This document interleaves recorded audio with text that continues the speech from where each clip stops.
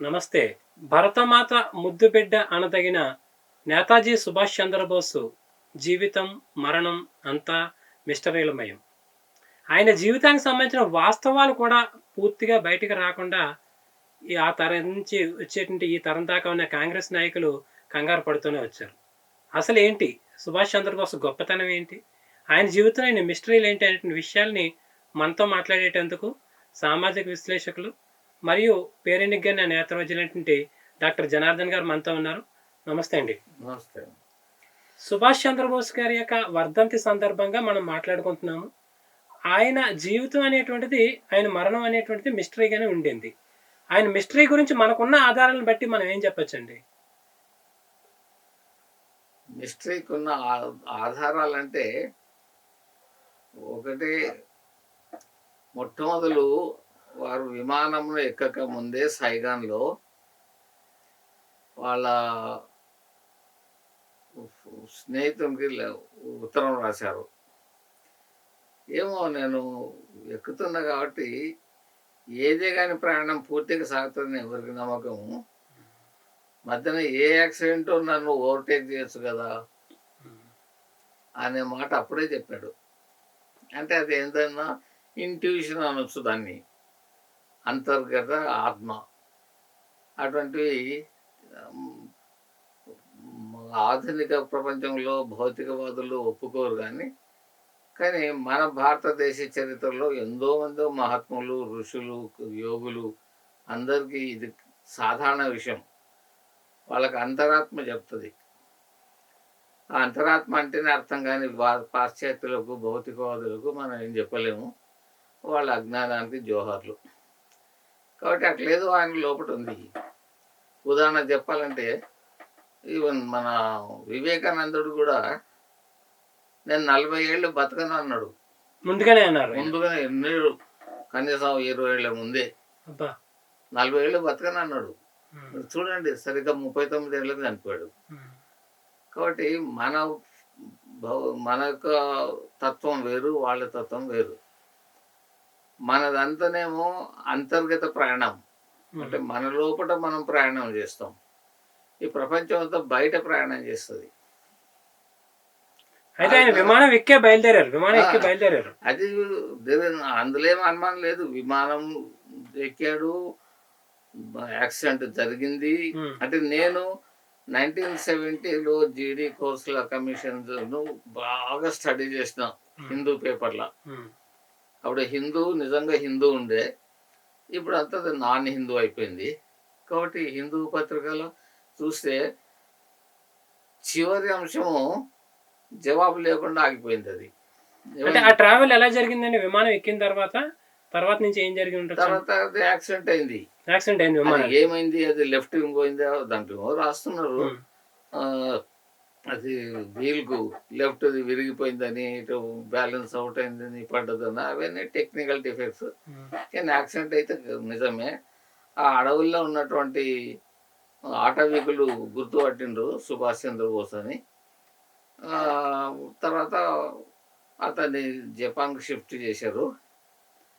జపాన్లో స్పష్టంగా ఒక ఆసుపత్రిలో అడ్మిట్ అయ్యాడు సుభాష్ చంద్రబోస్. అక్కడ జపాన్ రాజు కూడా తెలుసు కదా, మొదలే పరిచయాలు ఉన్నవి. కాబట్టి స్పెషల్ అటెండెంట్గా ఒక నర్సుని ఇస్తారు. ఆమె అన్ని అవసరాలు చూసుకుంటుంటుంది. ఓ వైద్యుడు కూడా ఉంటాడు, వైద్యుని పేరు ఏదో ఉంది. ఇద్దరు, ఒక నర్సు, ఒక డాక్టర్ ప్రత్యేకంగా సుభాష్ గారు పనిచేశారు హాస్పిటల్లో. కానీ ఈ విషయము నేను బహుశా అంటున్నా, రష్యా వాళ్ళకు కూడా తెలిసి ఉంటుంది. ఎందుకంటే వీళ్ళు ఇతని యొక్క ప్రతి చర్యను అటు రష్యా, ఇటు బ్రిటన్ వెంటాడి కనుక్కుంటున్నారు. కాబట్టి ఇది తెలిసి ఉంటుంది తప్పకుండా. కాబట్టి వాళ్ళు దాడి చేశారు జపాన్ మీదకి. యాక్చువల్లీ వాళ్ళ దాడి జపాన్ మీదకి కాదు, సుభాష్ చంద్రబోస్ పట్టుకోవడానికి. అట్లా ఆ సైన్యం ఎప్పుడైతే దాడి చేసిందో అందరూ భయపడిపోయినారు. హాస్పిటల్ స్టాఫ్ అంతా వెళ్ళిపోయింది, డాక్టర్ పారిపోయిండు, నర్సు పారిపోయింది. ఈ కోర్సుల కమిషన్కు కూడా ఈ విట్నెస్ ఆ నర్సు ఇచ్చింది, నేనే ట్రీట్ చేసిన. కానీ సైన్యం వచ్చి హాస్పిటల్ మీద పడే వరకు ఇంకా మాకేం దిక్కు తోచకుండా పారిపోయినామని చెప్పింది. తర్వాత ఏమైంది నాకు తెలియదు అన్నదాన్ని. అయితే మరి వచ్చింది రష్యా సైన్యం కాబట్టి ఈ రష్యా సైన్యం డెఫినెట్లీ సుభాష్ను క్యాప్చర్ చేసుకొని వాళ్ళు వచ్చింది దాని కొరకు అని క్యాప్చర్ చేసి పట్టుకుపోయేటప్పుడు పట్టుకుపోయి ఆ కాలంలో అంటే 1940s రష్యా పాలసీస్ ఏముందంటే చాలా బ్యాక్వర్డ్ కంట్రీ. ఆర్మీకి కొద్దిగా అడ్వాన్స్ ఉంది కానీ శాస్త్రీయంగా కానీ మానవతా ఫిలాసఫీలో కానీ చాలా బ్యాక్వర్డ్ అప్పుడు ఇది. వాళ్ళకి ఒకటి ఉన్నది, వాళ్ళ దేశాన్ని వృద్ధి చెందించాలి. మంచి మంచి ఆఫీసులు, మంచి రోడ్లు, మంచి విమాన సౌకర్యాలు, మెకానిక్స్ అన్నీ చేసుకోవాలి కాబట్టి వీటన్నిటికీ డబ్బులు ఇచ్చి ఎంప్లాయీస్ని పెట్టుకొని ఏదో మనం చేసుకుంటే మన వల్ల కాదు. కనుక యుద్ధాలలో దొరికినట్టు పిఓడబ్ల్యూ అంటారు, ప్రిజనర్ ఆఫ్ వార్. ఈ సైనికులని సైనికులనే ఎంప్లాయీస్ కార్మికుల కింద వాడుకోవాలి.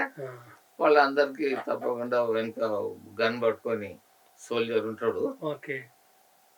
వాళ్ళకి 2 పూటలు భోజనము, ఇంకా ఇంకేం ఉపాధి లేదు, మొత్తం పని చేయడమే, చేసుకోవాలి, పడుకోవాలి.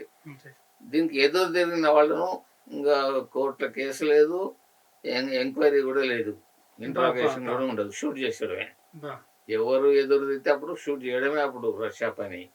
కాబట్టి ఆ విధంగా సహజంగానే అంటే హద్దులు లేని ఆత్మాభిమాని సుభాష్ చంద్రబోసు. ఈ ఏంటంటే పిల్లిగాళ్లకు నక్కల వాళ్ళకు అతనేమి లొంగేటోడు కాదు.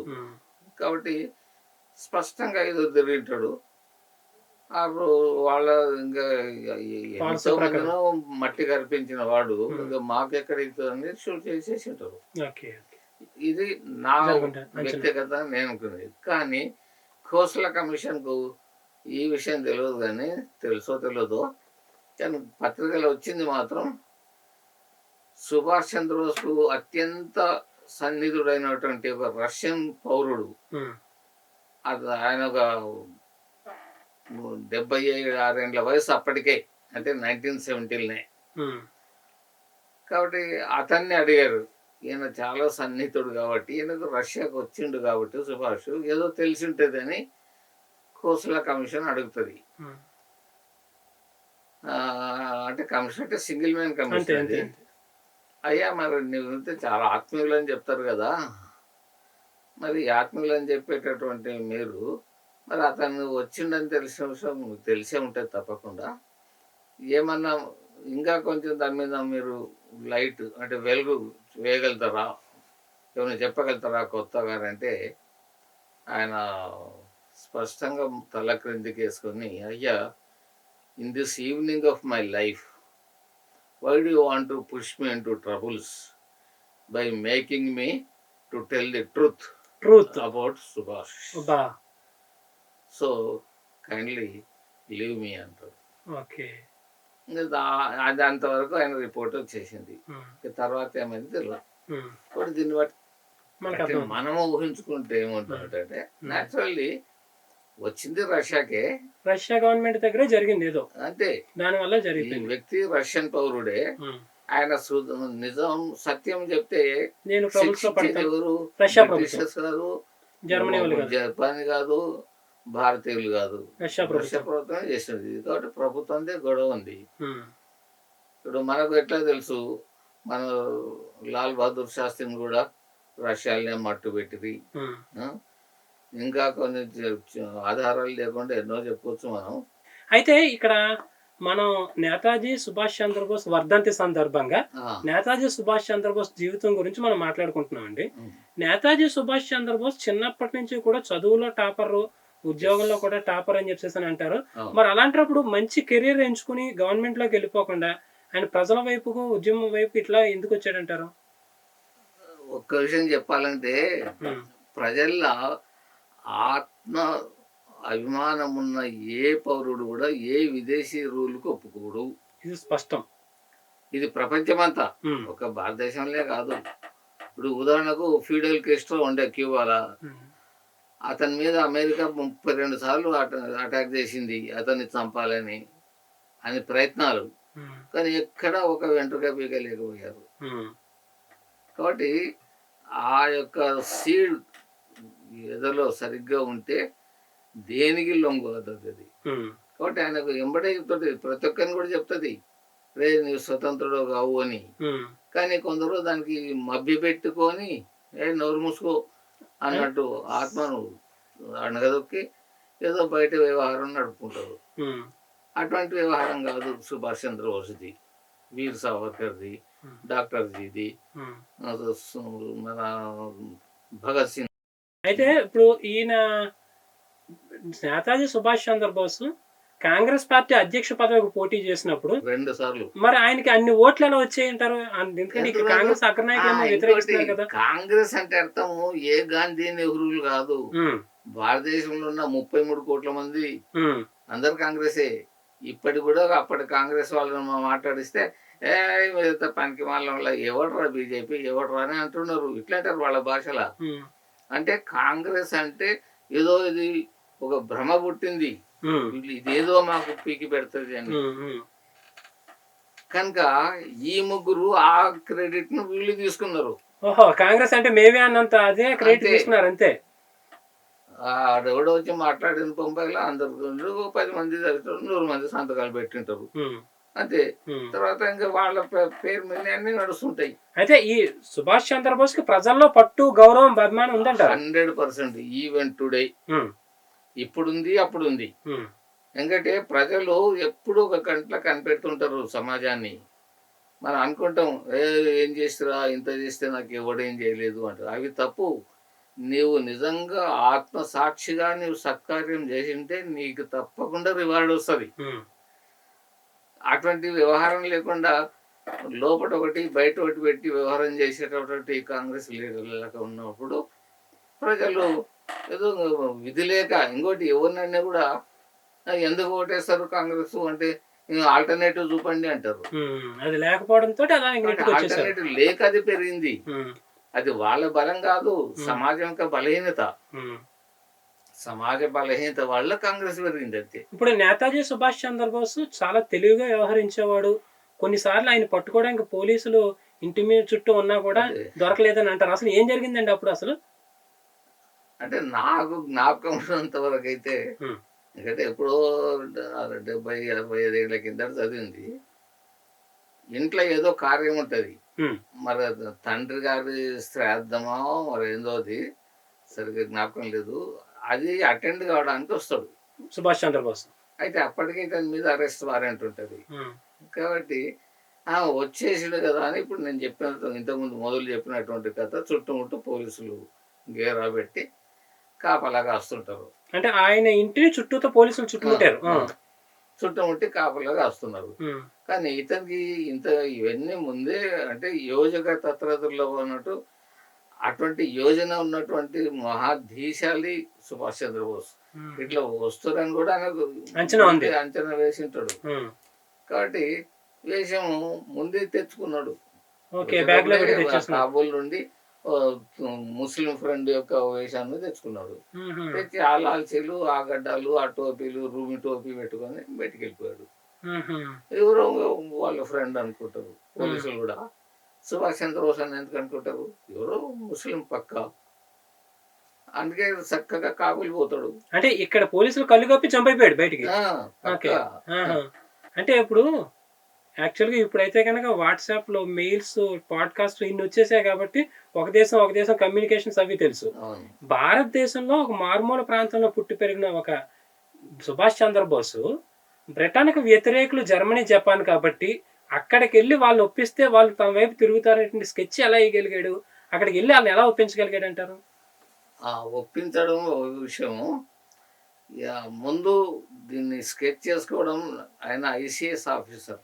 ఇప్పుడు for all purposes he rejected the post అంతే తప్ప he passed through. Okay, it is a great achievement. మన ఐఏఎస్ ఆఫీసర్లకు ఎంత శిక్షణ ఇచ్చిండ్రో అంతకంటే 10 రెట్ల శిక్షణ ఇచ్చింటారు. అప్పుడు ఆయనకి అంత తెలివి ఉంది, సామర్థ్యం ఉంది, ఆయన ఉంది. ప్లస్ ఆయన గ్రాస్పింగ్ కెపాసిటీ అట్లా ఉంది. కాబట్టి అక్కడే అర్థమైంది అర్థమైంది కాబట్టే రేపు కలెక్టర్గా వచ్చేదాన్ని కూడా కాలేదాన్ని పోయిండు. అది ముఖ్యం. అక్కడికి వెళ్ళి ఇప్పుడు జర్మనీ జపాన్ ఒప్పించి ఒప్పించుడు ఎట్లా అంటే హిట్లర్ అంటే అతను కూడా తెలుసు తను ఎంత శక్తివంతుడు ఎంత బలహీనుడు హిట్లర్ కూడా. ఏదో ఇప్పుడు మనం టెర్రరిజం జ్ఞాపకం పెట్టుకొని భయపడి ఏదో అంటుంటాం కదా, అతను కూడా తెలుసు ఏంది అక్కడ మిత్రపక్షాలు 3 ఉన్నాయి కదా, అది చాలా శక్తివంతంగా పనిచేస్తున్నాయి. 3 అమెరికా, బ్రిటన్ అండ్ రష్యా. కాబట్టి ఇట్లా ఎన్నాళ్ళు మనం సాధిస్తామని అనుమానం వచ్చి ఉంటుంది. తర్వాత వాళ్ళ దేశంలోనే వ్యతిరేకంగా పౌరులు సైలెంట్గా చాలా మంది ఉండింటారు. ఈ గూఢాచర్యం అంతా చేస్తుంటారు కదా. కాబట్టి ఇతను చెప్పిన ప్రపోజల్ చాలా మంచిగా అనిపించింది. ఎందుకంటే నీ దగ్గర ఉన్నటువంటి ఆ 40-60 వేల మంది ప్రిజనర్ ఆఫ్ వార్స్ వాళ్ళంతా భారతీయులు, రష్యన్స్ కాదు, బ్రిటన్ వాళ్ళు కాదు. కనుక నేను వాళ్ళ లోపల యాంటీ బ్రిటన్ మూమెంట్ క్రియేట్ చేస్తా, నాకు అప్పచెప్పండి అంటే చాలా మేలు కదా. అంతే కదా, ఈజీగా మనకు సైన్యం దొరికేసింది. ఇంత సైన్యం మనకు దొరికిన అదేంది మహాభారతంలో కన్నా పాండవులను అవమానం చేయడానికి దుర్యోధనుడు వచ్చి అడవిలో ఉంటే గాంధర్వరాజు కూడా వచ్చి అందరిని పట్టుకొని పోతుంటాడు కౌరవులను. అటువంటిప్పుడు ఏమంటాడు భీముడు, కాగల కార్యం గంధర్వుడు సుభాష్ వీడు కూడా అనుకుంటుంటాడు ఈ విధంగానే. కాబట్టి ఎట్లా ఒకటి వచ్చిండు మనకు స్కేప్ గోటు సుభాష్ చంద్రబోసు. ప్రయత్నం చేద్దాం కానీ ఆ టైంలోనే ఆయన ఓడల్లోనూ సబ్మెరైన్స్ లోనూ అట్లా కూడా ప్రయాణం చేశారని చెప్తారా? కరెక్ట్ అందులో ఏమో తప్పలేదు. ఇది నేను ఇప్పటి నుండి అప్పటి నుండి ప్రతి రచనలు కూడా చూశాను. సబ్మరైన్ లో వెళ్ళాడు. అయితే ఆయన ఎన్నడూ తన ప్రాణం గురించి ఆలోచించలేదు. ఏమైతే అవుతుంది. ఇప్పుడు ఆ విమానం ఎక్కినప్పుడు కూడా లెటర్లు ఏం రాశాడు, ఏమో ఈ విమానం సక్సెస్ అయితే నేను ఏం తెలుసు, ఈ ప్రయాణం మొదలు అనుకుంటాం కదా, ఏదైనా జరగచ్చు, ఏదైనా యాక్సిడెంట్ జరిగింది నన్ను ఓవర్టేక్ చేయొచ్చు అని చెప్పి అంటాడు. కాబట్టి ఆల్వేస్ కీడించి మేలుంచు అనేటట్లు సుభాష్ చంద్రబోస్ దాంట్లో కూడా లోపాలు కూడా తెలుసుకొని ముందుకు వెళ్ళాడు. అది అతని విషయం. ఇప్పుడు ఒక ఆయన్ని బంధించి ఉన్నప్పుడు కూడా ఆయన ఏమి తల ఒగ్గలేదు, అక్కడ కూడా జెండా వందనం చేసేటంటారు, నిజమేనండి? ఎలాగది ఎలా జరిగింది? ఏమిటి ఎంతమందో స్కేప్ ఏమంటారు ఆడున్న సైన్యంలో అంతా మన భారతీయులే. ఏ ఒక్కరిని మచ్చిక చేసుకున్నా కూడా ఒక జెండా తెచ్చిస్తాడు కదా, తీసుకొచ్చారు. ఎంత పని. ఇప్పుడు Britishers have not imported army and officers from Britain. అక్కడ నుండి 200-300 మంది 2000 మంది వచ్చి ఇక్కడ వచ్చిన కోట్ల మందిని స్వాధీనం చేస్తారు. వీళ్ళకి ట్రైనింగ్ ఇచ్చి వాళ్ళు దొంగకు కీ ఇచ్చినట్టు పెట్టుకున్నారు. మన దొంగలకే వాళ్ళు కీ ఇచ్చేసినారే, నివీర రాజు అయిపోయాయి. నువ్వు ఒక జైలు అధికారి అంటే వాడికి ఎంత సంతోషం. అంటే అల్పలకు జాతీయ అభిమానం లేనటువంటి వాళ్ళు చాలా మంది ఉన్నారు, ఇప్పుడు కూడా ఉన్నారు. మనం చూస్తాం. అంటే ఆ జైల్లో ఈయన జెండా వందనం చేశాడు. ఓకే, ఎలాగా? జెండా తెప్పించుకుని జెండా వందనం చేశాడు. చేసే వరకే అరెస్ట్ చేస్తారు సెక్యూరిటీ గార్డు. బహుశా ప్రార్థన మొత్తం చేసిండా లేదా అది, కానీ మొత్తానికి అయితే జెండా వందనం చేశాడు. గ్రేట్. జైల్లో ఉంటూ కూడా జెండా వందనం చేయడం. చేసినందుకే మెట్ల మీద నుండి దొర్లిచ్చి కొరడాతను కొడతారు. ఎవరిని? సుభాష్ చంద్రబోస్. మరి ఇప్పుడు ఆయన జైల్లో జెండా వందనం చేశారు. జైల్లో జెండా వందనం చేస్తే బ్రిటిష్ అధికారులు కోపం వచ్చి మెట్ల మించి దొల్లించి కొరడాలతో శిక్ష విధించినప్పుడు మరి కాంగ్రెస్ పెద్దలు ఆలోచించాలి కదా, భారతదేశం కోసం పోరాడుతున్న యువకుడైన నాయకుడు, ఆయన కోసం మనం ఆపాలని చెప్పి ట్రై చేయాలి కదా. ముందే చెప్పి కాంగ్రెస్ పెద్దలు బ్రిటిష్ పెంపుడు కుక్కలు, వీళ్ళు బ్రిటిష్ కి లాభం చేసేటందుకు ఉన్నటువంటి మారువేషపు గోముఖ విగ్రహాలు. నేను స్పష్టంగా చెప్పే మాట ఇది. కాబట్టి వాళ్ళకి సంతోషమే లోపల, బాగా ఇంకదని అంటాడు. అంతేగాని బోస్ గానీ భగత్ సింగ్ గానీ విడిపించడానికి ట్రై చేయలేదు అసలు. ట్రై కాదు, 31 అంటే సుభాష్ జగదీష్ చంద్ర అప్పట్లో. మన భగత్ సింగ్ ను ఉరి తీసే సమయము మార్చి 31 ఏదో ఉంటే ఆయన లాహోర్ లో ఉంటాడు జైల్లో. అక్కడ కాంగ్రెస్ సభలు ఉన్నాయి లాహోర్ లో ఆ రోజు. కాబట్టి లేదు అంత దూరం పెట్టకండి, ఉరి తొందరనే తీయండి. అబ్బా ఇది గాంధీ ప్రపోజల్, ఇది బ్రిటిష్ ప్రభుత్వానికి. అబ్బా మీరు 30 నాడు పెడితే మళ్ళా మా సభలో చిన్న భిన్నం అవుతాయి, కాబట్టి మీరు ముందే తీయండి అంటే ఏదో తేదీ పెట్టింది కదా మార్చి. భగత్ సింగ్ ముందే ఉరి తీసేసారు ఈయన ప్రపోజల్ వల్ల. అబ్బా అబ్బా, అంతేగాని ఉరి తీయడం ఆపండి మాకు ఇచ్చండి అని ఎక్కడ కళలో మాట. అట్లా ఎట్లా ప్రయత్నం చేయలేదు. అంటే తొందర పెట్టిండు, ఇంకా తొందర తీసేయండి, అట్లా చేశారు అయితే అండి.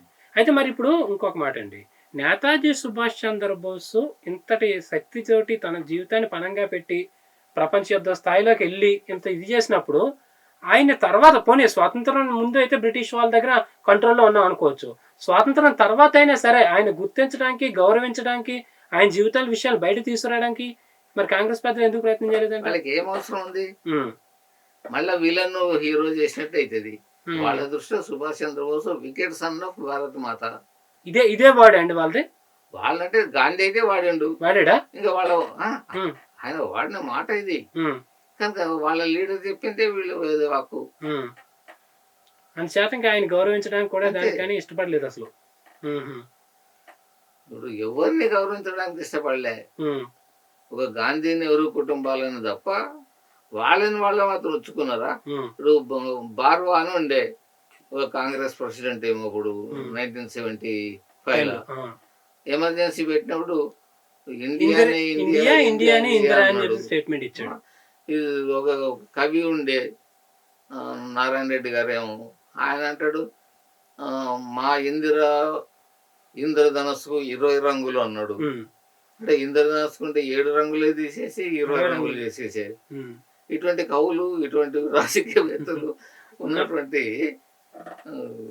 ఈ దేశంలో ఏం చెప్పలేము. అయితే మొత్తానికి చూసుకున్నట్లయితే కనుక నేతాజీ సుభాష్ చంద్రబోస్ జీవితంలో మిస్టరీలు బయటకు రావద్దు, ఆయన దేశభక్తి, ఆయన గొప్పతనం కూడా బయటకు రావద్దని కాంగ్రెస్ పెద్దలు కోరుకున్నారు, శత విధాల ప్రయత్నం చేశారు. అందువల్ల అది అలా మిస్టరీగా ఉండిపోయింది తప్ప. అదే మరి ఇంకో విషయం చెప్పాలంటే హిట్లర్ కూడా ఆయన చరిత్ర చూస్తే చిన్నప్పటి నుండి హిట్లర్ తండ్రి ఎవరో తెలియరు, తల్లి మాత్రమే తెలుసు. అంటే అర్థం ఏంటంటే కాబట్టి అందరూ తన స్నేహితులు, క్లాస్మేట్స్ వీళ్ళందరూ కూడా అరే బాస్టర్డ్ అని పిలువడుతుంది. ఒక 2-3 సందర్భాల్లో ఆచార్యులు కూడా, అంటే టీచర్లు కూడా జర్మనీలో అరే యూ బాస్టర్డ్ అని ఏదైనా ప్రశ్న అర్థం కదా, చెప్పరా పోలాండ్ ఎక్కడ పోయింది అంటే అరే యూ బాస్టర్డ్ అంటాడు. ఇవి విని విని విని విసిగిపోయిండు, ఇంకా రివోల్ట్ వచ్చేసింది, తిరగబాటుతనం వచ్చేసింది. కనుక అట్లా తయారైండు, అంత క్రూరంగా అయ్యాడు. కనుక సమాజం తయారు చేస్తుంది వ్యక్తులను. కనుక సమాజం అనేది ఎప్పటికీ అప్రమత్తంగా ఉండాలి. ఆ అప్రమత్తత మన లోపల లోపించింది. ఏది భారతదేశంలో ఎందుకు 7వ శతాబ్ది 12వ శతాబ్ది నుండి మొన్నటి 19వ శతాబ్ది 20వ శతాబ్ది వరకు కూడా మనం బానిసలమేనాయి. మనకు సొంత ఆలోచన అనేది లేకుండా చేసేసింది. కాబట్టి మన సమాజం లేపలేదు గొప్ప వ్యక్తులను, గొప్ప వ్యక్తులు వచ్చి సమాజాన్ని లేపారు. ఇక రివర్స్ అయింది. విదేశాలనేమో ఓ సమాజంలో ఫ్యూడల్ క్రిస్ట్ ఫాలోవర్స్ అంతా అతన్ని ఎత్తి ప్రోత్సహించి చేసి ఆయన లీడర్షిప్ కింద నడిచారు. ఇది అట్లా కాదు, ఒక లీడర్ ఉంటే కూడా ఆయన కింద నడిచే ధైర్యం లేదు మనకు. అటువంటి చాలా హీన స్థితికి మనం పెట్టబడి, ఎందుకంటే చాలా సుమారు 1000 సంవత్సరాల పరాయి పాలన అందువరకు మనది అనేది పోయింది. మొత్తమే చూసుకున్నట్లయితే కనుక నేతాజీ సుభాష్ చంద్రబోస్ జీవితం, అలాగే ఆయన చేసిన పోరాటం అనేటువంటిది దేశం కోసం ఆయన జీవితాన్ని పణంగా పెట్టి చేస్తూ వచ్చారు. ఆయన జీవితానికి సంబంధించిన వివరాలు అందుతున్న సమాచారం ఆధారంగా విశ్లేషించుకోవడము, ఆయన దేశభక్తిని మనం స్ఫూర్తిగా తీసుకోవాలని చెప్పేసి జనార్దన్ గౌడ్ గారు అంటున్నారు. ఇది ఈరోజు ఇంటర్వ్యూ. నమస్తే. Mind Media, the voice of India.